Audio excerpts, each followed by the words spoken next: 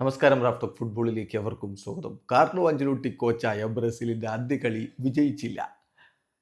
ഇക്കഡോറുമായിട്ട് goal രഹിത സമനിലയിലാണ് പിരിഞ്ഞിരിക്കുന്നത്. Away മത്സരമായിരുന്നു ബ്രസീലിന്റെ മുന്നേറ്റങ്ങൾ നയിച്ചുകൊണ്ട് ആദ്യ 11-ൽ വിനി ജൂനിയറും റിച്ചാർലിസണും എസ്റ്റവായോയും ഒരുമിച്ചിറങ്ങി. മധ്യനിരയിൽ കാസിമിറോ കളിക്കാനുണ്ടായിരുന്നു. ഡിഫൻസിൽ മാർക്കിനോസ് ഉണ്ടായിരുന്നു. അങ്ങനെ മികച്ച ടീമും കൊണ്ട് തന്നെയാണ് ബ്രസീൽ ഇറങ്ങിയത്.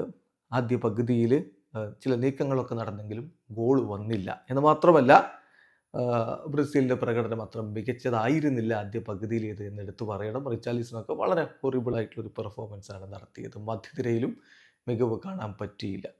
രണ്ടാം പകുതിയിലും കാര്യങ്ങൾക്ക് വലിയ മാറ്റമൊന്നും നമുക്ക് കാണാൻ പറ്റിയില്ല. കോച്ച് താരങ്ങളെ മാറ്റാൻ ശ്രമിച്ചു. റിച്ചാർലിസന് പകരം മാത്യൂസ് കുഞ്ഞ വന്നു. എസ്റ്റവായോക്ക് പകരം ഗബ്രിയൽ മാർട്ടിനെല്ലി വന്നു.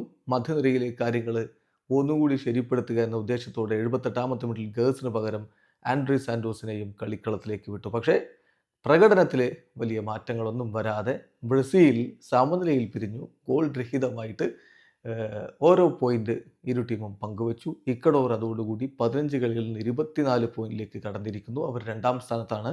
ബ്രസീൽ 15 കളികളിൽ നിന്ന് 22 പോയിന്റുമായിട്ട് 4-ാം സ്ഥാനത്താണ്. വീഡിയോ അവസാനിക്കുന്നു. ഫുട്ബോൾ ലോകത്തെ കൂടുതൽ വിശേഷങ്ങളുമായി റാഫ്റ്റോക്സ് എത്താം.